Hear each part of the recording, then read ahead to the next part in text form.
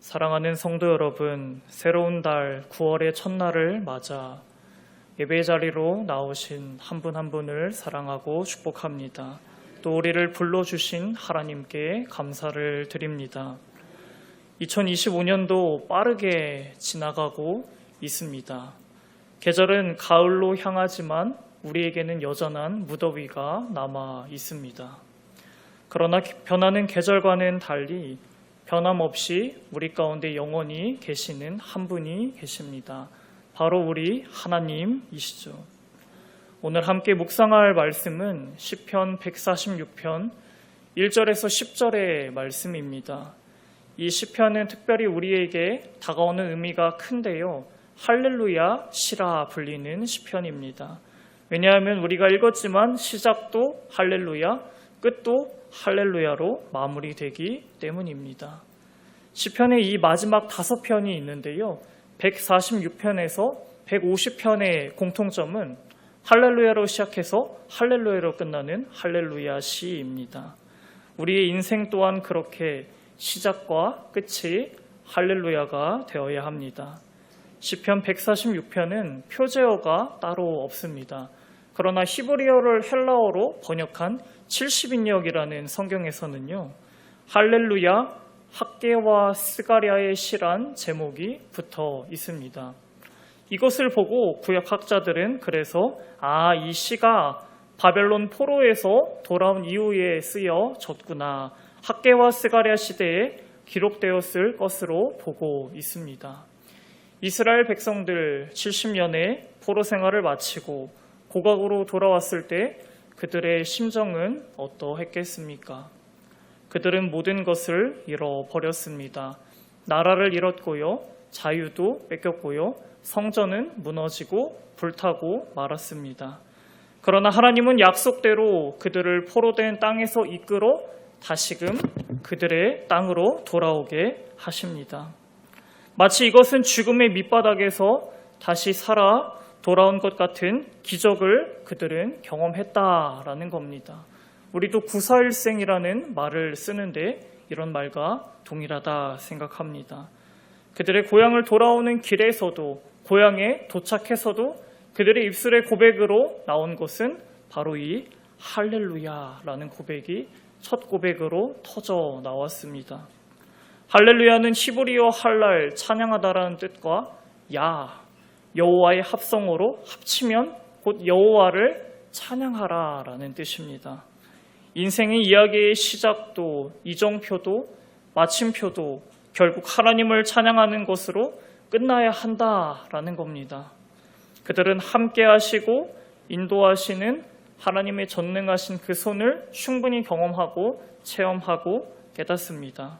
사랑하는 여러분들, 누군가가 우리의 삶의 최고의 순간은 어떤 순간입니까? 라고 물어본다면 우리의 대답이 어떠해야 하겠습니까?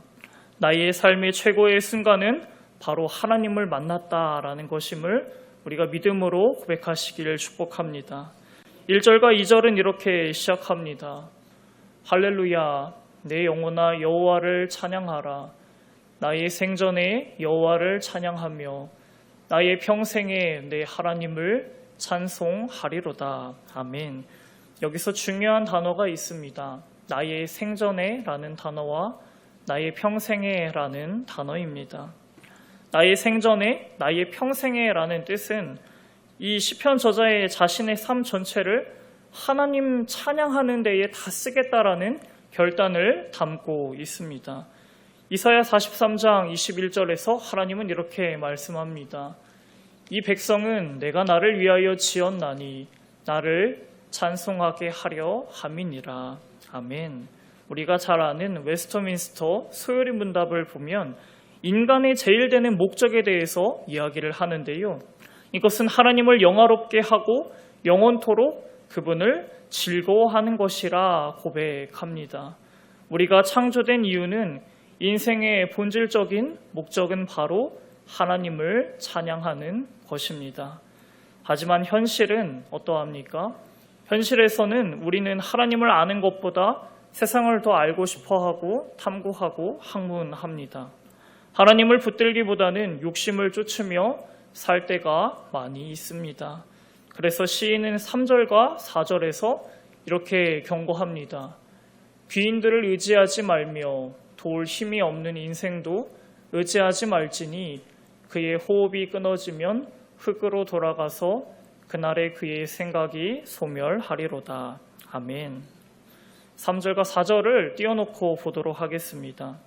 사람들은 권력과 재물을 가진 이들을 붙잡으면 안전할 것이다 라고 착각합니다. 하지만 그들은 결정적으로 우리를 구원해 줄 수 없습니다.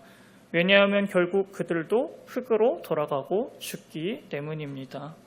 성경은 인간의 한계를 가리켜서 호흡이라는 단어로 설명합니다. 우리가 창세기 2장 7절을 보면 하나님이 사람을 만드실 때 흙으로 지으시고 그 코에 생기를 불어 넣으셨습니다. 그러나 그 호흡이 끊어지는 순간 인간은 다시 흙으로 돌아가고 맙니다. 그래서 이를 가리켜 창세기 3장 19절의 말씀을 보면 내가 흙으로 돌아갈 때까지 얼굴에 땀을 흘려야 먹을 것을 먹으리니 내가 그곳에서 취함을 입었음이라. 너는 흙이니 흙으로 돌아갈 것이니라 하시니라. 아멘.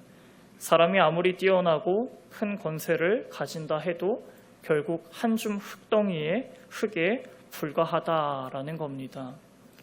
지난 금요일에 이제 부모님께서 저희 증조 할아버지 또 증조 외할머니 할아버지의 산소가 천안에 있는데요. 그것을 이제 관리하기가 굉장히 어렵기도 하고 이제 지금 관리하시는 분들이 저희 큰아버지, 저희 아버지, 작은아버지, 고모가 와서 관리를 하는데 저희 이제 손주들을 못 믿어시었던 건지 아니면 이제 힘든 거를 그렇게 예초를 하지 말라라는 뜻이었는지 그것을 개장을 해가지고 당진에 있는 납골당으로 그 세 분을 모시고 왔습니다. 저는 이제 그날 이제 사역을 하기 때문에 따로 가진 못하고 사진을 통해서 이제 그거를 드러내는 걸 봤는데요. 정말로 남아있는 것을 보니 이제 뼈 몇 조각 정도가 전부였던 것으로 그 세 분을 합쳐서 그렇게 보이는 것을 보게 됩니다. 그러니 오늘 말씀과 같이 호흡이 끊어지는 순간 인간은 다시 흙으로 돌아가는 것이 하나님이 주신 사이클이고 섭니다라는 것이죠. 사람이 아무리 뛰어나고 큰 권세를 가진다 하더라도 결국은 왔다 가는 게 사람의 인생입니다.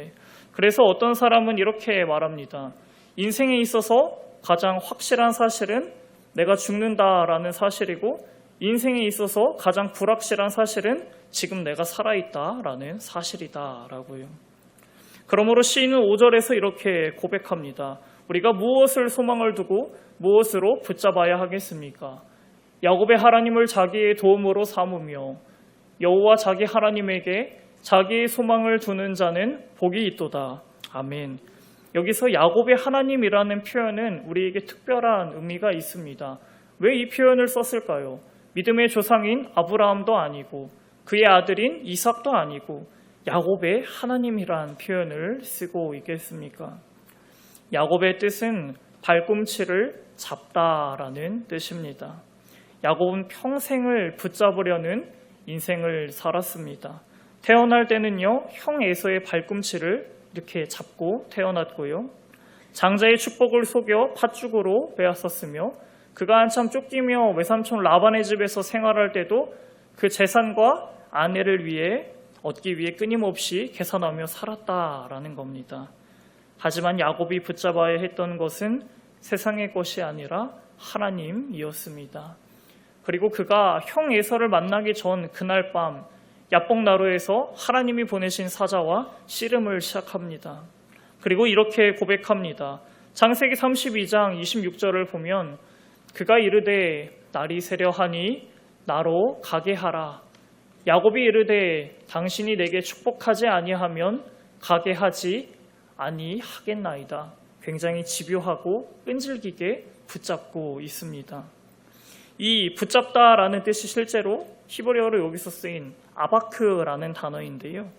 허벅지 관절이 그가 어긋나는 상황에서도 야곱은 하나님이 보내신 사자를 놓지 않으려고 붙잡는 모습을 보게 됩니다. 그때 하나님께서는 창세기 32장 28절의 말씀에서 야곱의 이름을 이스라엘로 바꿔주십니다. 그가 이르되 내 이름을 다시는 야곱이라 부를 것이 아니요 이스라엘이라 부를 것이니 이는 내가 하나님과 및 사람들과 겨루어 이겼음이니라. 아멘. 이후 야곱은 그의 아들인 총리가 된 요셉의 도움을 얻어서 애굽의 바로왕 앞으로 그의 식구들과 나아갑니다. 그리고 바로왕에게 이렇게 고백하죠. 그의 말년에 바로왕에게 고백하기를 자신은 한평생을 험악한 세월을 보냈다 고백합니다. 그 힘들고 험악한 인생 가운데 야곱이 결국 붙잡았던 것은 다름 아닌 하나님임을 그가 노년에 말년에 고백합니다. 여러분, 우리의 인생도 마찬가지입니다. 우리가 부득이 애쓰고 수고하고 노력해도 어떤 때는 빈 배와 빈 그물만이 남을 때가 있습니다. 베드로가 그러했죠. 누가복음 5장 5절을 보면 시몬이 대답하여 이르되 선생님, 우리들이 밤이 새도록 수고하였으되 잡은 것이 없다라는 겁니다. 그러나 우리에게 반전을 주는 소망의 말씀이 있는데 예수님의 그 말씀에 의지하여 이번에는 내가 그물을 그럼에도 불구하고 내리리이다 라고 고백합니다. 하나님을 붙드는 자는 결코 헛되지 않음을 믿으시기를 축복합니다. 더 놀라운 사실은 우리가 하나님을 붙들기 전에 이미 하나님께서는 우리 자신을 붙드셨다라는 사실입니다. 은혜가 여기서 시작됩니다. 히브리어로 이 은혜라는 뜻은 헨입니다. 헨은 하나님께서 우리를 울타리 안에 구분하고 구별하여 보호하신다라는 뜻을 가지고 있습니다. 우리가 붙들기 전에 이미 우리는 하나님의 울타리 안에서 하나님의 사랑을 보장받은 존재들입니다. 본문은 이어서 하나님의 시선을 보여주는데요. 7절에서 9절의 말씀을 보면 억눌린 사람들을 위해 정의로 심판하시며 줄인 자들에게 먹을 것을 주시는 이시로다. 여호와께서는 갇힌 자들에게 자유를 주시는도다. 여호와께서 맹인들의 눈을 여시며 여호와께서 비굴한 자들을 일으키시며 여호와께서 의인들을 사랑하시며 여호와께서 나그네들을 보호하시며 고아와 과부를 붙드시고 악인들의 길은 굽게 하시는도다. 아멘. 하나님의 시선에 대해서 우리가 보게 됩니다. 하나님의 시선은 여전히 언제나 세상에서 소외된 자들, 억눌린 자들에게 머뭅니다. 억눌린 자, 줄인 자, 갇힌 자, 눈먼 자, 고아와 과부들, 그들은 사회적 약자이자 스스로 일어설 수 없는 자들입니다. 예수님께서도 이들 가운데 긍휼히 여기시고 불쌍히 여기셔서 품어주셨습니다. 성경은 곳곳에서 하나님이 이런 이들을 돌보시는 분이라고 말씀합니다. 신명기 10장 18절을 보면 고아와 과부를 위하여 정의를 행하시며 나그네를 사랑하여 그에게 떡과 옷을 주신다라고 말합니다. 사랑하는 성도 여러분, 우리 역시 눌리고 갇히고 쓰러질 때가 있습니다. 그러나 하나님께 소망을 두는 자는 몇 번이고 넘어져도 다시 일어날 힘이 있습니다. 왜냐하면 하나님께서 우리를 일으켜 주시고 지금도 붙들어 주시기 때문입니다. 마지막 절에서 시편의 저자는 이렇게 고백합니다. 시온아, 여호와는 영원히 다스리시고 내 하나님은 대대로 통치하시리로다. 할렐루야. 할렐루야로 시작해서 할렐루야로 마쳐집니다. 세상 권력은 잠시 있다가 사라집니다. 이것을 우리가 잘 아는 사자성어로 흥망성쇠라 부릅니다. 그러나 하나님의 다스림은 여러분들 영원합니다. 그대로 끝나는 것이 아니라 대대로 영원토록 하나님께서 영원히 통치하십니다. 이것이 우리의 궁극적인 소망이 되어 줍니다. 그러므로 성도는 하나님께 소망을 두고 그분의 영원한 나라를 바라보며 살아야 합니다. 그 길이 곧 오늘의 말씀의 제목같이 하나님을 의지하는 삶의 아름다움입니다. 사랑하는 성도 여러분, 오늘 시편 146편은 우리에게 분명히 말해줍니다. 오직 하나님을 붙들라. 하나님은 연약한 자를 붙드시고 영원히 다스리신다라는 사실을요. 이 하나님의 다스림은 대대로 영원토록 이어집니다. 이것을 우리의 소망으로 붙드시기를 주의 이름으로 축복합니다. 사랑하는 성도 여러분, 하나님만을 붙들고 하나님만을 의지하는 삶이 가장 아름답고 복된 길임을 믿으시기를 축복합니다. 우리에게 주어진 이 말씀을 가지고 9월 한 달도 우리 입술과 삶에서 끊임없이 할렐루야가 흘러나오기를 주의 이름으로 축복합니다. 기도합니다. 우리의 소망 되신 하나님 아버지, 야곱과 함께 하셨던 것처럼 오늘 우리와도 함께 하시니 감사합니다. 우리의 시선이 사람이나 세상이 아닌 오직 하나님께 향하게 하여 주시옵소서. 낙심과 두려움이 찾아올 때에도 우리를 붙드시는 주님의 손을 의지하게 하여 주시옵소서. 하나님의 시선으로 연약한 자를 돌아보게 하시고 그들을 일으키는 삶을 살아갈 수 있는 힘을 우리 가운데 부어 주시옵소서.